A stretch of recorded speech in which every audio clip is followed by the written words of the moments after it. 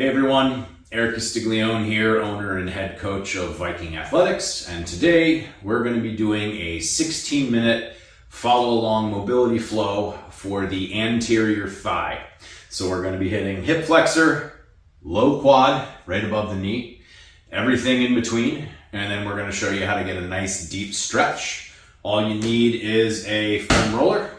If you have a wall or a couch available, that'll aid in the stretch that we're going to do. I'm going to be using my lovely refrigerator right here. We'll also talk about how you can incorporate a kettlebell into this to make it a little bit more potent, but we're going to be doing 4 movements, 2 minutes per side, total of 16 minutes. And again, this is great for people who spend a lot of time in a shortened hip flexor position, also known as a deep squat. So if you spend a lot of time Olympic lifting, catching the bar in a very low squat, this is good for you. Alternatively, if you spend a lot of time driving or just sitting in general, this is going to help you as well. Everything in the front is connected, so that's why we want to not just target one group, we want to get everything, and we're going to start with the hip flexors. So I'm going to put 16 minutes on the clock, and here we go. First one that I'm going to do, I'm going to use the very edge of the foam roller. It's going to go into my hip flexor right here, and I am going to start by rolling up and down. My other leg can come out to the side, so I'm posting my weight on that. I can post my weight on my elbow, and I'm moving up and down my hip flexor. Very small range of motion, pretty much right at the crest of my hip bone. If you feel a crunchy spot, we can kind of saw back and forth side to side as well. If that's too intense, I can post up in a high plank position. If I need a little bit more pressure, that's where I drop low. And again, we never want to exceed a 4 out of 10 on the pain scale. So remember to breathe. Most of what I'm doing to move myself is using my upper body and my opposite leg, so the leg that is being rolled out can help, well, it can relax rather than maintaining tension. Now that we've been about a minute in, if I want to get a little bit more intense and work through what this muscle actually does, it flexes the hip. So I want to extend my leg behind me and then flex the hip a little bit. And now I'm using my own body weight and the movement of the muscle to kind of saw through it. And again, I can rotate, I can go side to side here, anything to get into that deep hip flexor. There's no wrong way to do this unless you're putting yourself in excruciating pain. Again, 4 out of 10, and we're just trying to move through the deep muscle there. I'm about to switch to the other side. It's been 2 minutes. It's the same thing, other side. I use the edge of the foam roller. It goes into my hip. This is another one. If you feel like foam roller isn't applying enough pressure, you can actually use the handle of a foam roller. And you line up the handle of the foam roller with the crease of your groin there, and that'll dig in there. It lines up nicely. The more you do it, the less painful it gets, but it can be pretty jarring at first if you're not in the habit of doing this. That's true of all foam rolling. The more you do it, the less painful it gets as you progress. That's why we say we don't ever want to be more than a 4 out of 10. We want to make sure that we're able to breathe. The whole point of this is to signal your nervous system that it's okay to stop firing and to help these muscles relax. So I got 1 more minute on this side. Essentially with this drill, I am getting the top of my thigh, the very top. The next one that we're going to do is to target the bottom of the quad right above the knee. So if that gets super tight, pulls on everything else, and it can feel like your hips are tight even if that's not the culprit. So I know for me, I get a little bit of crisscross syndrome where my left hip flexor is super tight. This is worse for me than my right was, but it's actually my right lower quad that gets super tight and painful, and I feel that in my squat days. So I'm going to go back to the right side in about 10 seconds. I'm going to hit low quad. I'll show you how to do that. All right. I don't need to be on the edge of the foam roller, but I want to make sure that I am only putting one leg on the roller. If I do more than that, I'm doing both legs at the same time and I get less pressure. So I'm just going to spend a lot of time kind of sinking right above my kneecap there. You can already feel this side's nice and crunchy. Mostly what I'm doing here is going side to side. So I'm not going up and down here. That's what's going to be next when we get to full quad. This is specifically targeted right on the inside of your knee here. That head of the quadricep is called the VMO. If you've ever known anyone that had ACL surgery, my older brother had his. He tore his when he was 18. And a big part of his rehab, they were targeting that particular head of the quadriceps, the VMO, saying that that was responsible for knee stability. If you're into aesthetics, that's the head that gives you that nice teardrop look to your quad. This is very crunchy for me. I can feel the muscle clicking side to side. So now that I've done this with a straight leg, I want to get into short lever position, which basically means that I just bend the knee. Same thing, I'm going side to side here. And then I want to hit every range in between. So I'm still going side to side as I flex and extend my knee here. Back and forth. And when I'm in that shortened lever position, I need to post up a little bit to apply more pressure. It's been 2 minutes there. Do the same thing, other side. So again, I'm starting in a long lever position with straight leg, going back and forth side to side. And from here, I want to be in a low plank. That's what's going to give me the most pressure as I go side to side. And when I start flexing and extending my knee here, that is where I'm going to start posting up to get a little more pressure on that knee. Shortened lever position seems to be okay. As I get about 3/4 of the way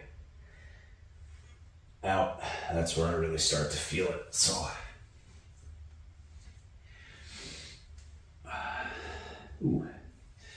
VMO right there is a little tender as well.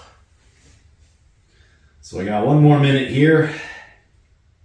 Again, we're kind of hitting the top and then the bottom.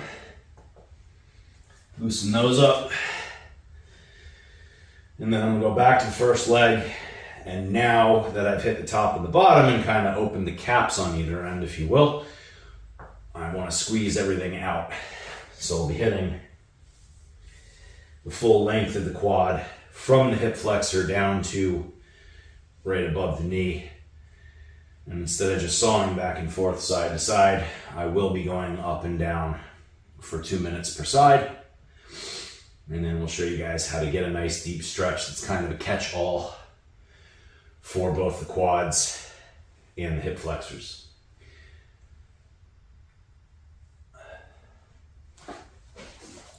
So when we get there, a little bit of warning. A lot of people have, if you're like me and your quads are chronically tight, you may not even feel the stretch in your hip flexors when we get there because it's pulling on everything else. So again, I'm going up and down here. I can still feel those crunchy bits. And then when I feel a particularly tender spot, that's where I want to go. side to side. And I'm rolling over the surface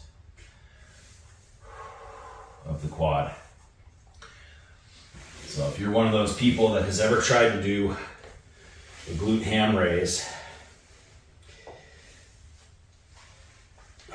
or a back extension, and the pressure of the GHD machine, the glute ham developer, on your quads is unbearable, then this is a good drill for you, and you definitely need to loosen up everything in there. Ooh. I've been including a lot more running into my routine lately, so the impact is very clearly making a difference here. I am not used to my quads being this tender. Wow. Ooh.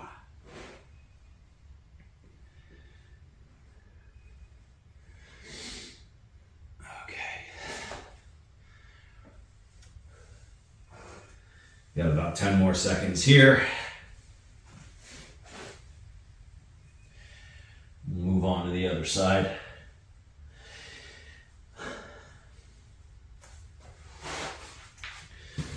So this is the fourth flow that we have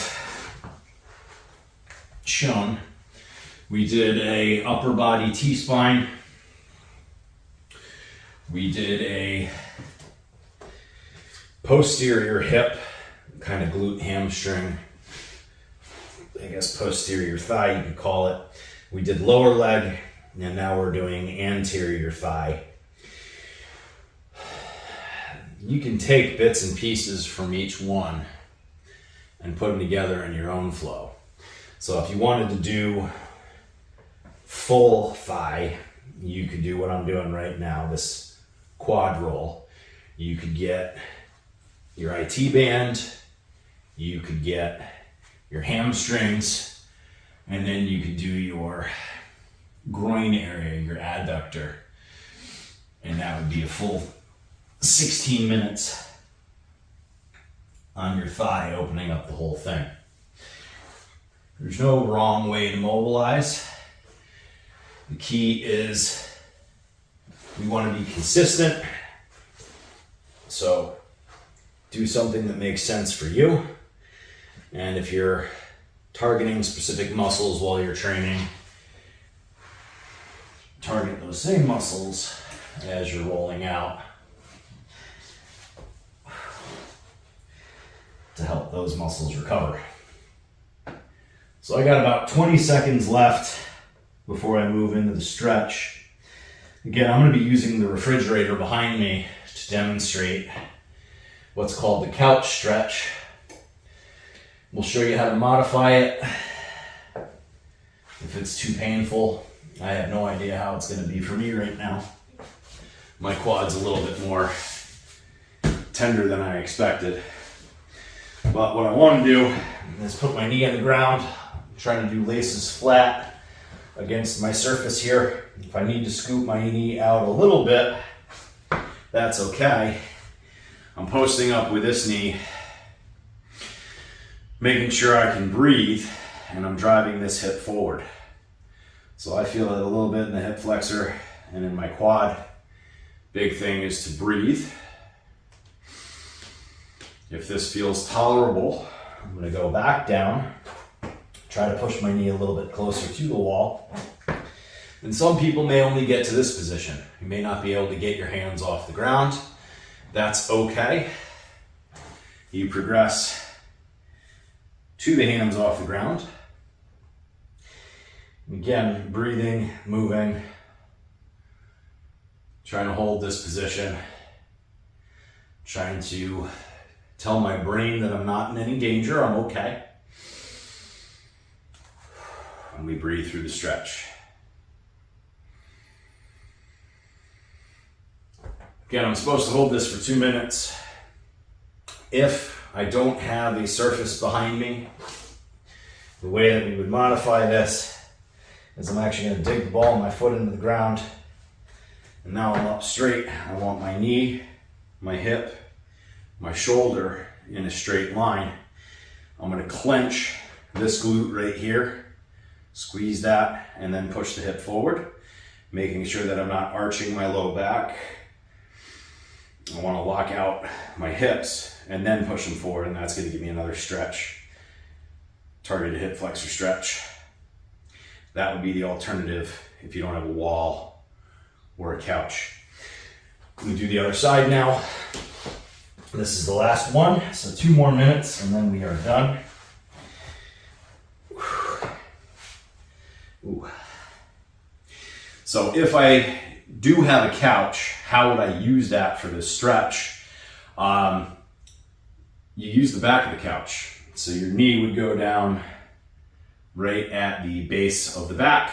You put your foot up over the edge of it, and you kneel on it there. Popularized by Dr. Kelly Starrett. He calls it the couch stretch because it's something you can do while you're watching TV.